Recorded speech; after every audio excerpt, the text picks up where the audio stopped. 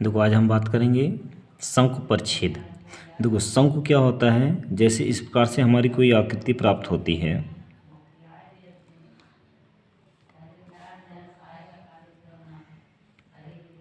इस प्रकार से हमारी कोई आकृति प्राप्त होती है तो इसे हम क्या कहते हैं, शंकु कहते हैं।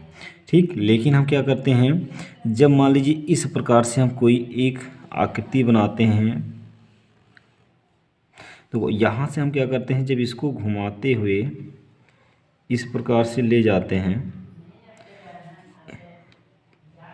यहाँ, और इस प्रकार से हम घुमाते हुए इस प्रकार से हम बनाते हैं यहाँ, और इनको हम आपस में ऐसे देखते हैं तो इस प्रकार से एक क्या बनाते हैं, आकृति बनाते हैं ऊपर, और एक प्रकार से हम यहाँ देखें तो यहाँ एक नीचे बनाते हैं। तो हम इस प्रकार से जो आकृति बनती है इसे हम कहते हैं शंकु परिच्छेद।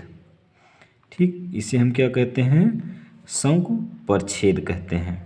तो ये हमारी क्या कहलाती है, शंकु परिच्छेद।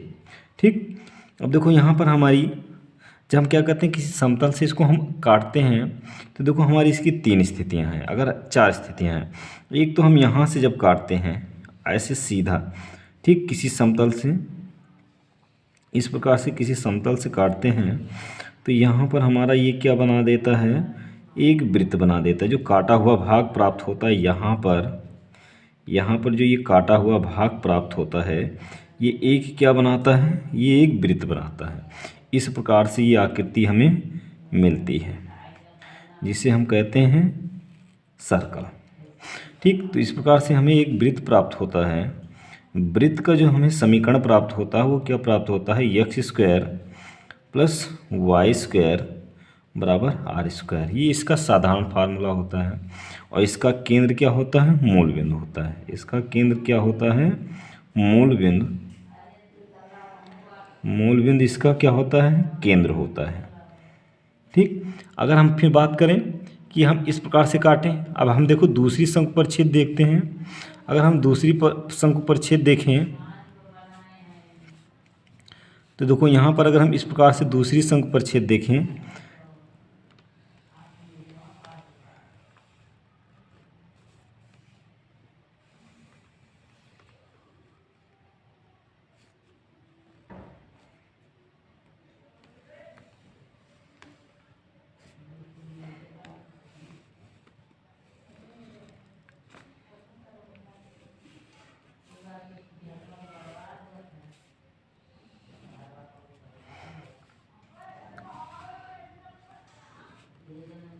तो एक ये आपका शंकु प्राप्त हुआ।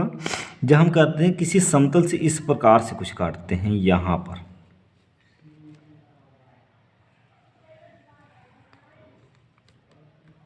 इस प्रकार से हम किसी समतल से काटते हैं तो यहाँ पर जो हमारी वैल्यू प्राप्त होती है एक इलिप्स प्राप्त होती है। इलिप्स इस प्रकार से अगर देखें तो ये हमारी एक क्या प्राप्त हो जाती है, इलिप्स। इसकी हमारी जो आकृति बनती है कुछ इस प्रकार से बनती है, कुछ इस प्रकार से, मतलब अंडा के आकार की। ये अंडा के आकार की बनती है। इसका अगर हम केंद्र देखते हैं तो ये मूल बिंदु मिलता है इस प्रकार से, मूल बिंदु। और यहाँ जो होता है ये शीर्ष होता है, ये भी शीर्ष होता है। ठीक, तो हम कहते हैं इसका जो समीकरण हमें प्राप्त होता है इलिप्स का, ये x² बटे a² प्लस y² बटे b² बराबर कितना, 1। ये क्या होता है, एक इलिप्स का फार्मूला होता है, हम जिसे हिंदी में कहते हैं क्या, दीर्घवृत्त। इसे हम क्या कहते हैं, दीर्घवृत्त कहते हैं।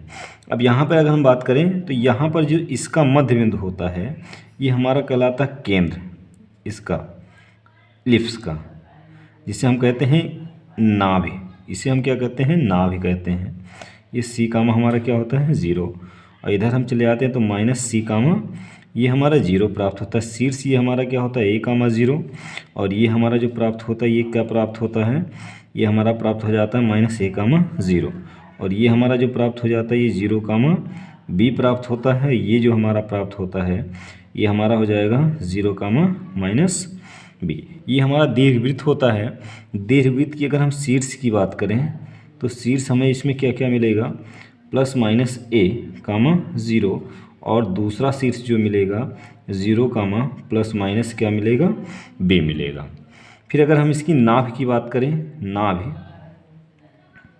नाभि मतलब हम कहें जो इसका सेंटर मिलता है यहाँ पर, ठीक। तो इसका जो सेंटर मिलेगा इन दोनों के मध्य बिंदु, या यहाँ से समान दूरी पर, यहाँ से समान दूरी पर, तो ये हमें मिल जाएगा कितना, प्लस माइनस ए, और कामा क्या होता है, 0 होता है।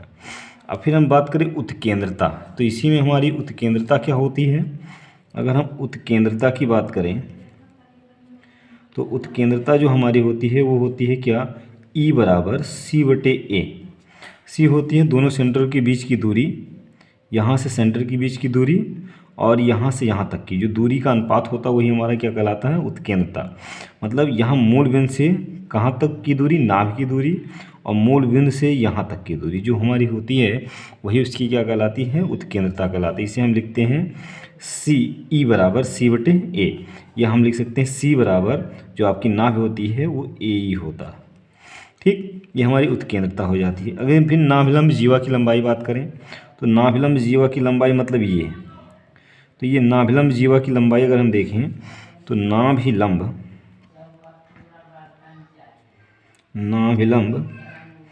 जीवा की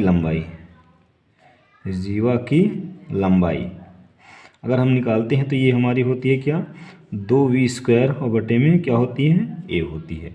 ये हमारा पूरा ये क्या है, दीर्घवृत्त है, ठीक। ये हमारा पूरा क्या कहलाएगा, दीर्घवृत्त कहलाएगा।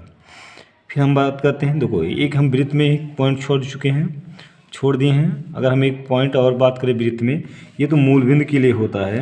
अगर जिसका केंद्र कुछ हो, जैसे कोई बिंदु हो, बिंदु हम लिख लेते हैं कितना, जैसे एच कामा के अगर बिंदु है, इसका मूल बिंदु केंद्र का बिंदु जो है ये है, तो हम इसको लिखते हैं x माइनस एच का whole square plus y minus, यहाँ से हो जाएगा क्या, k का होल स्क्वायर बराबर आर स्क्वायर, जिसका केंद्र क्या होगा, यहाँ से h कामा k होगा, तो उसका हम वृत्त का समीकरण ये लिख सकते हैं, वृत्त का समीकरण।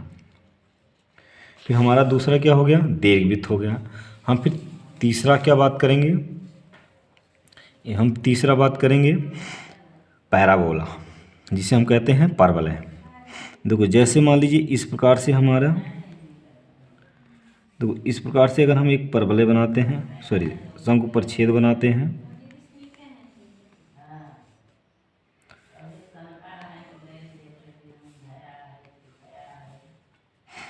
देखो इस प्रकार से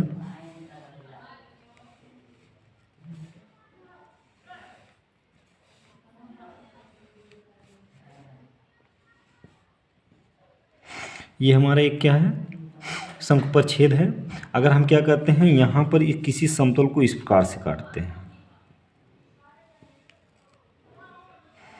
किसी समतल को हम इस प्रकार से कुछ काटते हैं,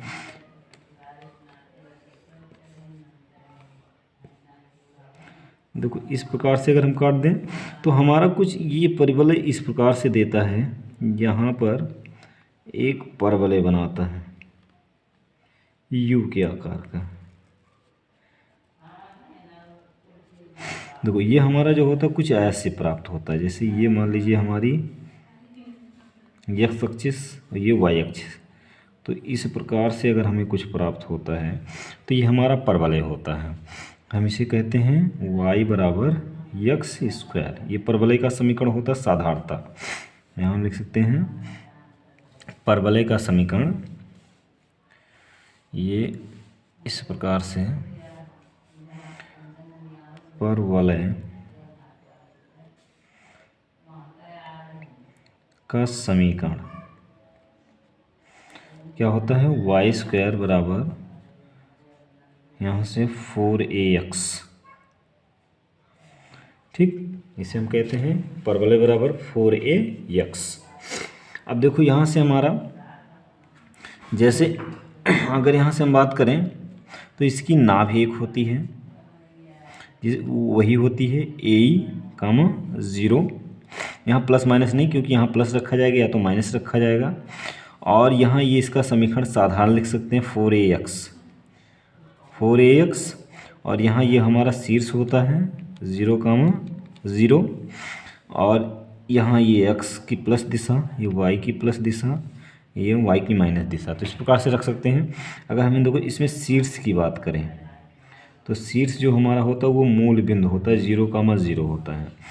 फिर अगर हम इसकी नाभि की बात करें तो नाभि क्या होता है, AE, 0 होता है। फिर हमारी अगर हम उत्केंद्रता की बात करें, उत्केंद्रता तो वही होता है E बराबर C/A, ठीक। और नाभिलंब जीवा की लंबाई की बात करें तो नाभिलंब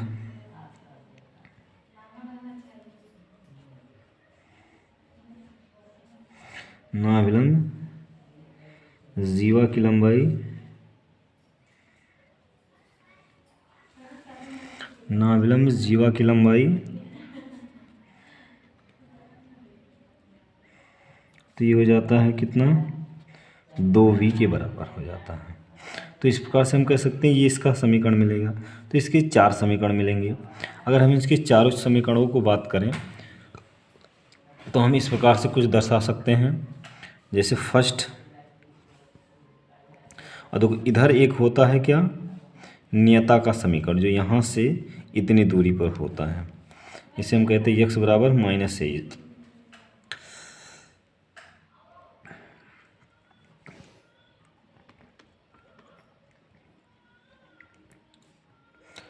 नियता का समीकरण x बराबर -a। देखो हम चारों स्थितियां इनकी देखते हैं। जैसे फर्स्ट ये बता देगा, सेकंड हम देखते हैं, ये फर्स्ट था, ठीक। हम सेकंड देखते हैं तो इसी को हम ऐसे भी बना सकते हैं इस प्रकार से। और ये नियता यहाँ हो जाएगा, ये मूल बिंदु हो जाएगा, ये हो जाएगा -AE, 0। इसका जो समीकरण मिलेगा वो y बराबर क्या मिलेगा, -4ax मिल जाएगा। ये हमारा जो नियता होगा ये x बराबर a हो जाएगा, मूल बिंदु हो जाएगा 0, 0 हो जाएगा, ठीक। शीर्ष हमारा 0, 0 रहेगा, नाभि केवल बदल जाएगा, माइनस के साथ हो जाएगा, उत्केंद्रता माइनस वही होगा, नाभिलंब जीवा की लंबाई भी वही हो जाएगी। अगर हम तीसरी स्थिति की बात करें तो देखो तीसरी स्थिति हमारी ऐसी बनेगी,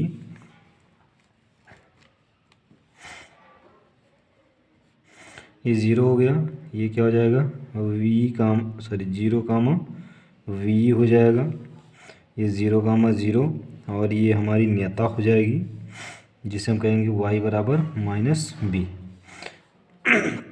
इसका अगर हम समीकरण देखें तो यहाँ मिलेगा x बराबर 4ay, ठीक। अगर हम इसका चौथा स्थिति देखें तो चौथा स्थिति नीचे की तरफ बनेगा इस प्रकार से। इस प्रकार से हमारी वैल्यू बनेगी, ये आपकी हो जाएगी कितनी, शीर्ष ये हो जाएगी कितनी, 0, b माइनस के साथ, ये शीर्ष 0, 0, और ये हमारी हो जाएगी नियता जिसे हम कहेंगे y बराबर कितना, a।